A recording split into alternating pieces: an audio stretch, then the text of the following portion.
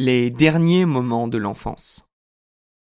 La fin d'année a toujours été un moment important dans la famille Birkin. Madame Birkin, très nostalgique des grandes fêtes de famille qu'elle célébrait enfant, mettait beaucoup d'efforts à reproduire cet esprit de fête dans la famille qu'elle avait créée avec son mari. Monsieur Birkin, lui, n'était pas très attaché à la tradition des fêtes de fin d'année, mais se pliait de bonne grâce aux désirs de son épouse. En plus des parents, la famille Birkin comptait 3 enfants. Hortense, l'aîné, Sylvain, le cadet, et Arthur, le benjamin. Chaque Noël, toute la famille contribuait à faire de cette tradition des fêtes de fin d'année une occasion pour recharger ses batteries en famille et affronter plus sereinement la nouvelle année. Mais en cette fin d'année 2004, Madame Birkin était inquiète. Elle sentait bien que ses 3 enfants étaient préoccupés, voire carrément distants, et craignait qu'ils ne soient pas dans de bonnes conditions pour célébrer l'esprit de Noël. Elle adressa donc une prière à celui-ci pour qu'il leur vienne en aide. Son vœu arriva jusqu'aux oreilles de l'esprit en question qui se décida à mener son enquête auprès des enfants Birkin.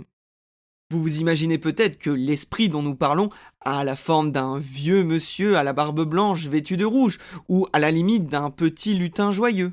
Eh bien, vous ne pouvez pas être plus loin de la réalité, car en vérité, l'esprit qui depuis des années veillait sur la famille Birkin était un petit singe qui se faisait appeler Sarou. Vieux de plusieurs milliers d'années, il était évidemment très sage, et avait le pouvoir de lire dans le cœur des gens. Sarou commença son enquête par Arthur, le benjamin de la famille. Âgé de seulement 5 ans, il finissait son dernier jour d'école avant les vacances. La maîtresse souhaita de très bonnes fêtes de fin d'année aux enfants et insista sur le fait d'être bien sage avant la venue du Père Noël. Ces propos eurent une résonance particulière dans le cœur d'Arthur. Depuis quelques jours, il se posait justement beaucoup de questions sur le Père Noël et n'osait pas en parler à ses parents. L'origine de son mal-être prenait source dans la découverte d'une cachette secrète dans le placard du salon. Lui qui voulait prendre par surprise sa famille en se cachant, il se fit prendre à son propre jeu, en découvrant la voiture télécommandée qu'il avait demandée dans sa lettre au Père Noël. Depuis, beaucoup de questions se bousculaient dans sa tête sur la logistique et les modalités de livraison des cadeaux. Au fond de lui, Arthur commençait à comprendre, mais c'était une vérité qu'il ne voulait pas entendre. Sarou porta alors ses mains à ses oreilles et quitta le cœur d'Arthur.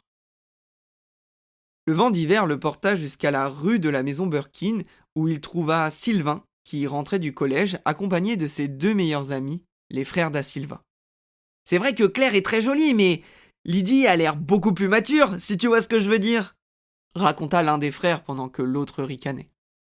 Ça vous dit un foot après proposa Sylvain. Les 2 frères le regardèrent surpris.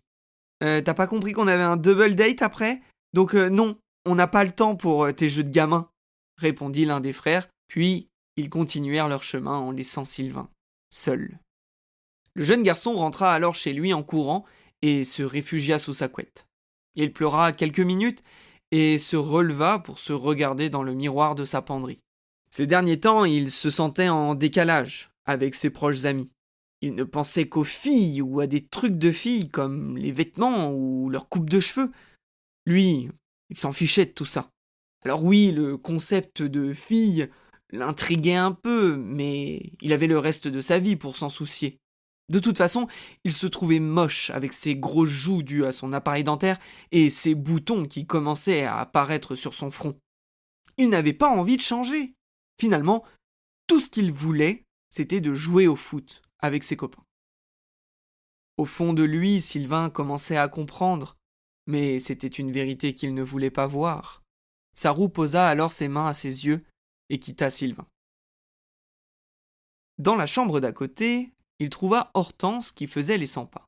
Sur son bureau était posée une myriade de dépliants pour divers cursus post-bac. Pendant les derniers week-ends, ses parents l'avaient emmenée à toutes les journées portes ouvertes, mais rien n'était clair pour elle. Son père la voyait bien en médecine, sa mère la poussait à faire du droit. Elle, ni l'un ni l'autre. Pourquoi devait-elle choisir maintenant d'ailleurs ? Qu'est-ce qu'il se passerait si elle se trompait ? Eh bien, elle raterait sa vie, tout simplement. Car ce choix qu'elle devait faire allait impacter son avenir professionnel et sa future place dans la société. Elle était bonne élève et elle avait donc le choix. D'ailleurs, qu'est-ce qu'elle aurait fait si elle n'avait pas eu de bonnes notes? Du théâtre, certainement. Pas besoin de diplôme pour en faire, et elle adorait ça. Au fond d'elle, Hortense commençait à comprendre. Mais c'était une vérité qu'elle ne voulait pas dire. Sarou porta alors ses mains à sa bouche et quitta Hortense. Ce soir-là, le dîner fut particulièrement morose. Autour de la table, les enfants Birkin étaient silencieux, et chacun était absorbé par ses pensées. Même M. Birkin remarqua que quelque chose clochait, lui qui d'habitude ne voyait rien. Madame Birkin tenta d'animer le repas en mentionnant le programme des vacances, en commençant par le réveillon de Noël, qui aurait lieu le lendemain. Mais les enfants semblaient totalement absents. Même Arthur, son petit dernier, ne voulait pas entendre parler de Noël. Madame Birkin était complètement désemparée. Elle redoutait particulièrement le temps des souhaits. Avant d'ouvrir les cadeaux de Noël, cette tradition consistait pour chaque personne présente à prendre la parole et à formuler son souhait pour l'année à venir. C'était toujours un très beau moment, et d'après la légende, c'est à cet instant que l'esprit de Noël les bénissait.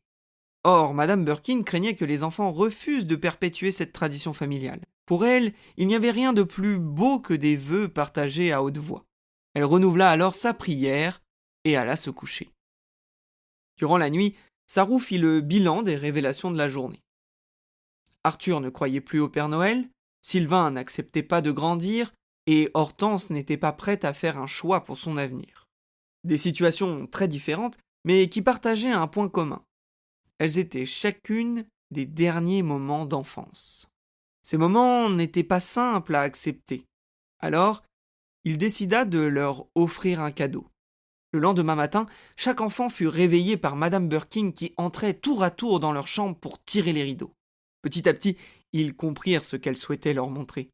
Dehors, un grand manteau blanc avait recouvert toute la ville. Chacun s'habilla alors pour l'occasion et sortit dans le jardin. Bataille de boules de neige, montage de bonhommes et dessins d'anges sur le sol animèrent cette journée du 24 décembre. Ils en oublièrent même leurs préoccupations de la veille. Mais c'était sans compter l'arrivée du reste de la famille Birkin. Les oncles, tantes, cousines et grands-parents allaient très vite faire revenir les enfants à leur morosité. Cela démarra sur le pas de la porte, lorsqu'Arthur alla dire bonjour à sa grand-mère et que celle-ci lui demanda s'il était impatient de recevoir la visite du Père Noël. Peu après, alors que Sylvain demanda à ses deux cousines légèrement plus âgées si tout allait bien, elles prirent à peine le temps de lui répondre et pendant le repas, il fut surpris de constater qu'elles le pointaient du doigt et ricanaient. Enfin, lorsque le dessert fut servi, leur tante posa à Hortense la question fatidique. Alors, ma petite Hortense, tu as décidé ce que tu allais faire l'année prochaine? C'est très important, tu sais.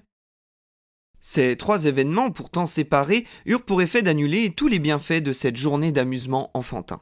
Et les enfants Birkin se firent bien silencieux jusqu'à la fin du dîner. Lorsque les assiettes à dessert furent débarrassées, tous se tournèrent vers Madame Birkin pour démarrer la fameuse tradition du temps des souhaits. Mais alors que celle-ci allait s'exprimer, elle fut interrompue par M. Birkin qui voulait dire quelques mots avant.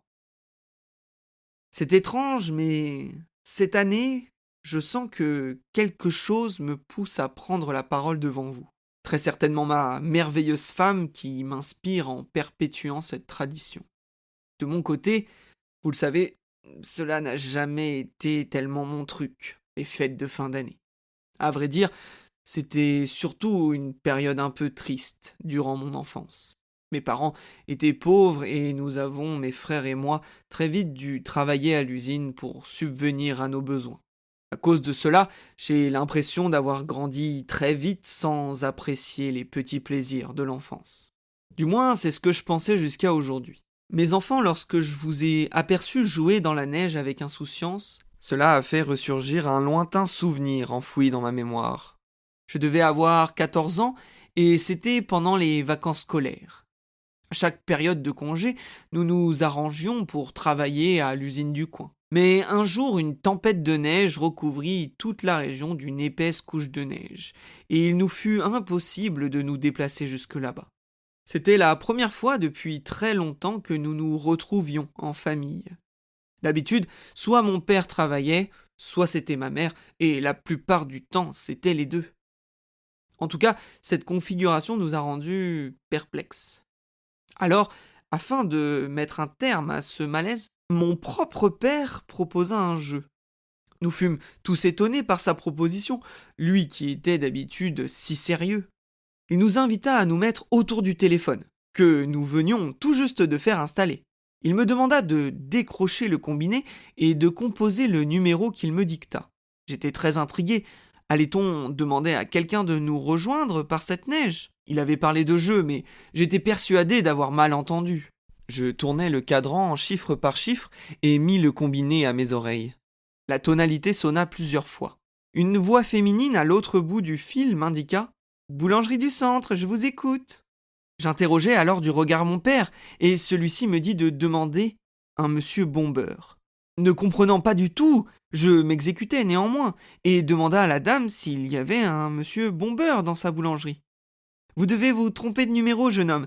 Il n'y a aucun monsieur Bombeur ici. » Mon père, se faisant pressant, me demanda alors d'insister et me précisa que son nom était Jean. Voyant son impatience, je suppliai alors la dame. « Vous êtes sûre ? Êtes-vous bien certaine que vous n'avez pas de Jean Bombeur ?» Le silence, puis les éclats de rire que provoquèrent cette chute furent les mêmes, peu importe l'époque. Ainsi, lorsque le silence reprit, M. Birkin put conclure son histoire. Cette simple blague m'a fait réaliser que même si notre quotidien est dirigé par un monde d'adultes, il faut, comme mon père, garder son âme d'enfant et faire ce qui nous amuse. Et c'est ce que je vous souhaite, mes enfants. Vous grandissez chaque jour, mais n'oubliez surtout pas d'écouter la petite voix qu'il y a au fond de vous et qui vous dit d'être simplement heureux. À ces mots, Madame Birkin sauta au cou de son mari et l'embrassa. Lui qui ne s'exprimait que très rarement, son discours l'avait touché en plein cœur. La suite des déclarations furent toutes drôles ou émouvantes, très certainement inspirées par le discours de M. Birkin. Et lorsque ce fut au tour des enfants Birkin de s'exprimer, les parents furent soulagés de les entendre. Hortense souhaita être en mesure d'assumer ses choix d'orientation. Sylvain souhaita mieux s'entendre avec les garçons et les filles de son âge. Enfin, Arthur souhaita de continuer à croire dans la magie de Noël. Sarou, qui n'avait pas loupé une miette de la scène, serra alors ses paumes l'une contre l'autre et bénit la famille Birkin pour la nouvelle année. Mais avant de s'envoler vers d'autres aventures, il accorda un dernier coup d'œil à la table des Birkin qui paraissait heureuse, et il fut surpris de croiser le regard de Madame Birkin qui lui murmurait « Merci, et à l'année prochaine ». Merci d'avoir écouté cette histoire. Si vous l'avez aimée, n'hésitez pas à la partager et mettre 5 étoiles sur votre application de podcast. Enfin, si vous aimez les histoires de Papy Pierrot et que vous en voulez d'autres, faites-le moi savoir en commentaire. Merci à vous.